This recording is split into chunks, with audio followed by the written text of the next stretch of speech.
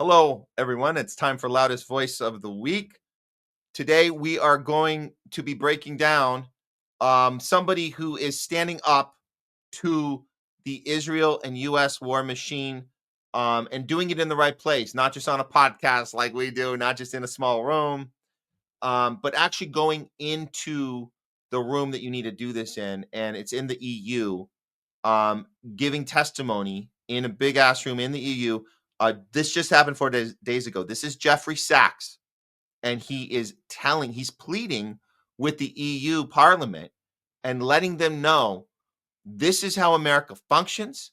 This is your responsibility to understand the functionality of America and NATO, primarily because we have implemented our NATO. We've pushed NATO into Europe. We've been pushing it into closer and closer to Russia ever since 1999. He's going to break it down, and not just with his historical facts, but the essence of what Jeffrey Sachs does is he educates while empowering and having a solution here. But we have to start looking at the world a little differently, and he's begging them in a way to look at the relationship they have with NATO, with the United States of America, who's 100%, 150,000%, make no mistake about it, controlled by Israel. Let's hear a little of Jeffrey Sachs that just happened a few days ago. The NATO enlargement, as you know, started in 1999 with Hungary, Poland, and the Czech Republic. And Russia was extremely unhappy about it. But these were countries still far from the border. And Russia protested, but of course to no avail.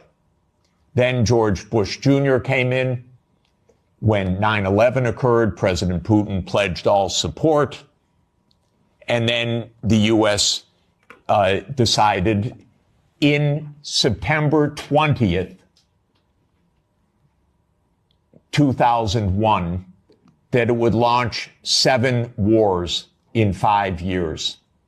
And you can listen to General Wesley Clark online talk about that. He was NATO's supreme commander in 1999. He went to the Pentagon on September 20th, 2001. He was handed the paper explaining 7 wars. These, by the way, were Netanyahu's wars.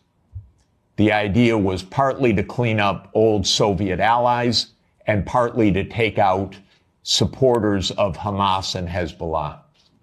Because Netanyahu's idea was there will be one state, thank you, only one state. It will be Israel. Israel will control all of the territory. And anyone that objects, we will overthrow. Not we exactly, our friend, the United States. That's U.S. policy until this morning. We don't know whether it will change. Now, the only wrinkle is that maybe the U.S. will own Gaza instead of Israel owning Gaza. But the idea has been around at least for 25 years. It actually goes back to a document called Clean Break that Netanyahu and his American political team put together in 1996 to end the idea of the two-state solution. You can also find it online. So these are projects. These are long-term events. These aren't, is it Clinton? Is it Bush? Is it Obama? That's the boring way to look at American politics, as the day-to-day game. But that's not what American politics is. As you know, Viktor Yanukovych was elected in 2010 on the platform of neutrality. Russia had no territorial interests or designs in Ukraine at all. I know. I was there during these years. What Russia was negotiating was a 25-year lease to 2042 for Sevastopol Naval Base. That's it. Not for Crimea, not for the Donbass, nothing like that. This idea that Putin is reconstructing the Russian Empire, this is childish propaganda. Excuse me.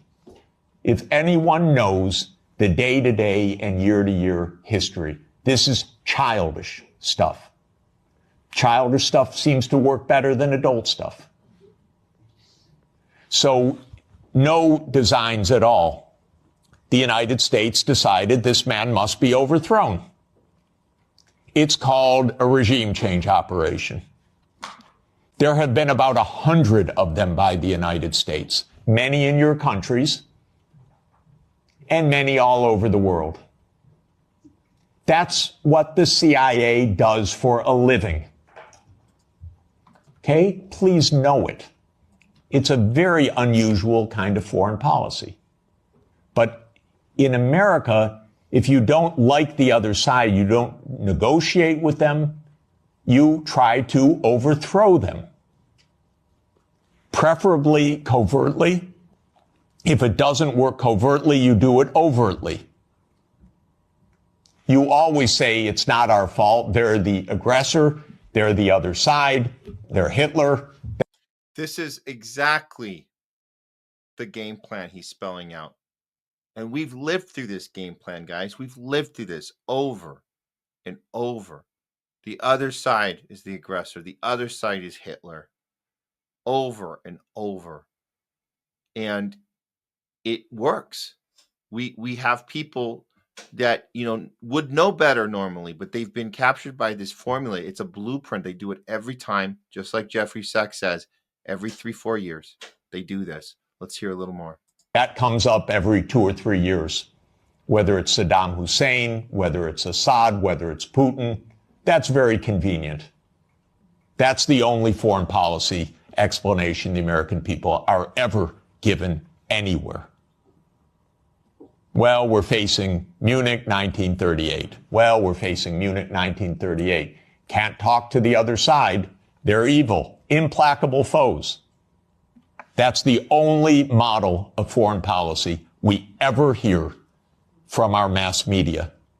And the mass media repeats it entirely because it's completely suborned by the U.S. government. I begged the Ukrainians, and I had a track record with the Ukrainians. I advised the Ukrainians. I'm not anti-Ukrainian, I'm pro-Ukrainian completely. I said, save your lives, save your sovereignty, save your territory. So that's the other thing, guys, the pro-Ukrainian. So people think by putting their flag in their social media, it makes you pro-Ukrainian. You're the ones pushing this war. You're the ones that have been unknowingly, a lot of people unknowingly anti-Ukrainian because it's been leading to their deaths. 600,000 are dead. Being pro-Ukrainian, like Jeffrey Sachs is saying, is when we say no to this proxy war. We're pro-Ukrainian. And we would put the flag in our social, but you guys already took, the warmongers already took that. But the flag would be like the way we have the Palestine flag. We are for the people. So we would be using the Ukraine flag if it hadn't already been hijacked by the warmongers. So let's be clear about that. And we do put the Palestinian flag out there because it shows our backing of humanity, and we got the backs of people who can't get their own backs. And we do that. We do feel that way about Ukrainians, and it sucks that the idea that you put the flag in for them means more money for war, more money for death, and their death specifically. It's a proxy war.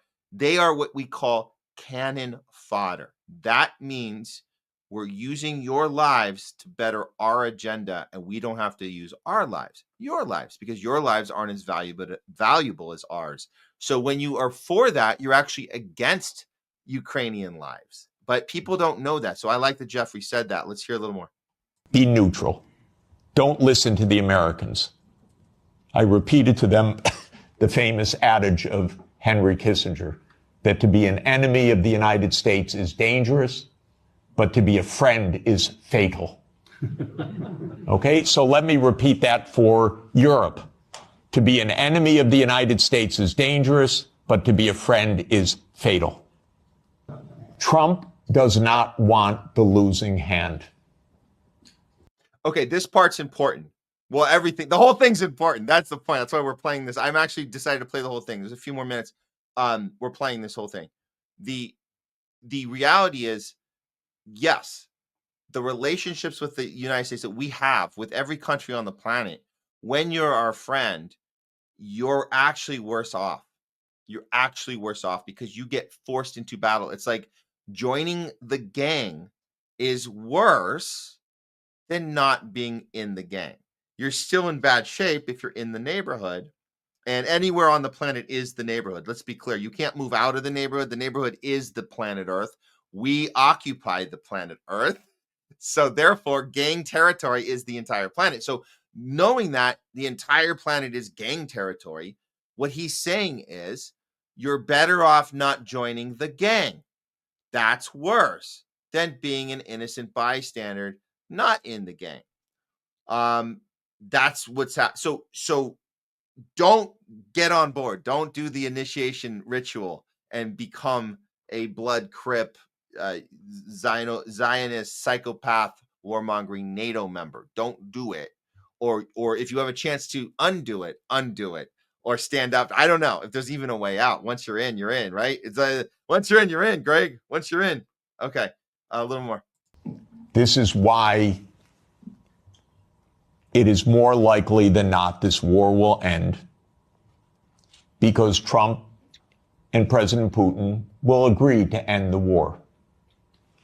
If Europe does all its great warmongering, it doesn't matter. The war is ending. Yep. So get it out of your system. Please tell your colleagues. It's over. Yep. And it's over because Trump doesn't want to carry a loser. That's it. It's not some great morality. He doesn't want to carry a loser. This is a loser. The one that will be... That's a great point. The losing hand, and it goes back to money. Jay Scott nailed this earlier today. We talk about the financial, the books, right? The look at the books. Where a losing hand is a losing hand. We count on the fact that Trump's going to take this all the way, and we actually might end this thing. That's happening. He's saying it will end. We couldn't say that with confidence it would end. What we could say for confidence is that Ukraine will not win the war. We've known that from the beginning. We also know that Ukraine will not be joining NATO. We knew that from the beginning. We told you guys that when the show first started, like the first episode. I don't know, one of the first episodes, I said, like, first time doing this, I told you guys, Ukraine's not winning the war. Ukraine's not joining NATO. Now we're hearing from Jeffrey Sachs. He's saying it's over. It's over. Okay. And again, he's not a Trumper. He's not a Putinist. He's pro-Ukraine. He's pro-America. He's pro the European people too. And he's telling us this thing is over. Saved by the negotiations taking place right now is Ukraine. Second is Europe. Your stock market's rising in recent days by the horrible news of negotiations. Great line. Great line. That's the line. I think that's the standout line. It's a sarcastic take at, you guys are going crazy. You guys were going nuts before I arrived here.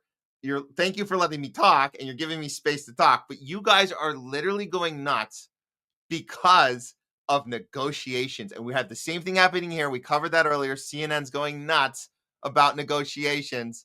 Oh my God. Why isn't Trump calling Putin a dictator? The nerve of this guy. He's talking. He's negotiating. So they're doing the same shit in Europe. And Jeffrey Sachs nails it and says, oh my God.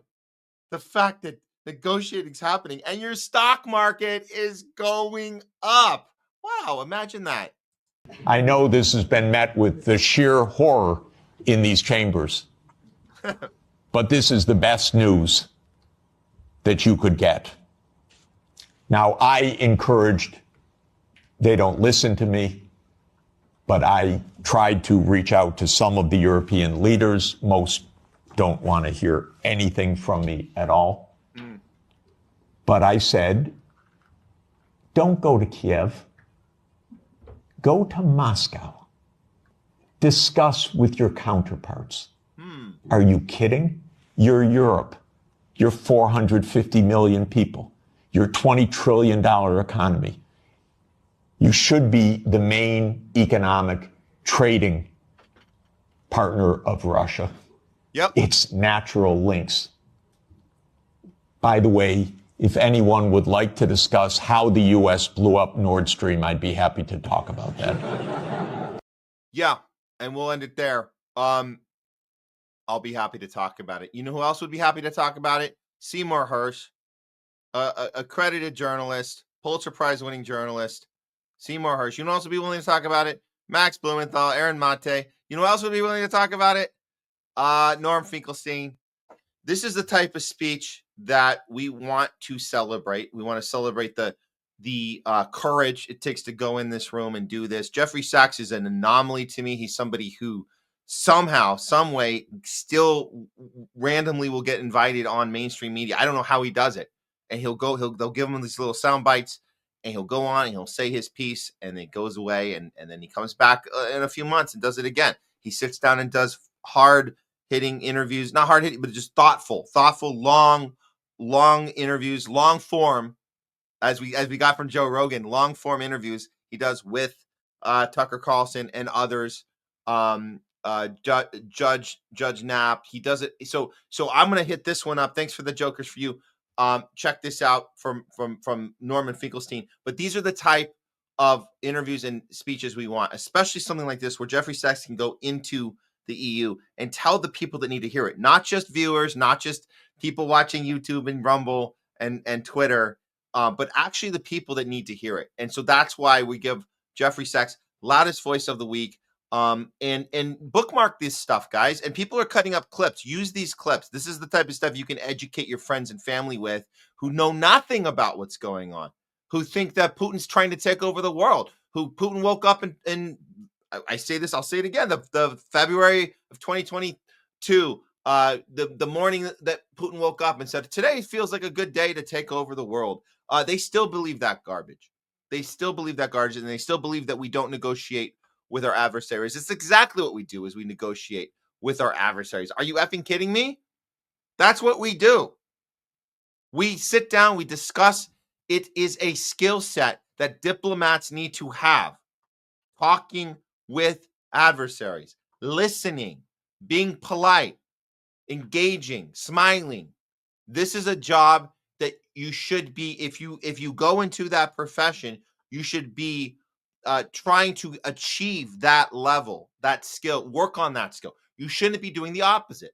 You shouldn't be doing the opposite, which they do. The diplomats in all over Europe and certainly in the US, all they do, and I guess they champion this part of the job, which is not the job, but I guess they do it.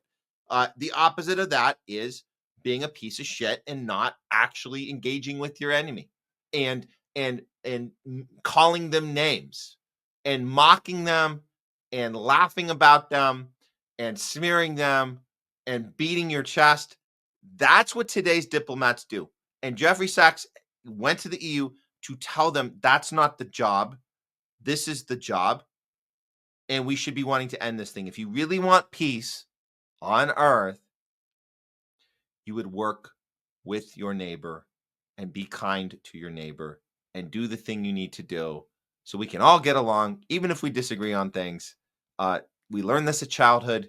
We should apply it to adulthood, and we should certainly apply it to the political world in which basically dominates our planet and we completely depend on for our survival.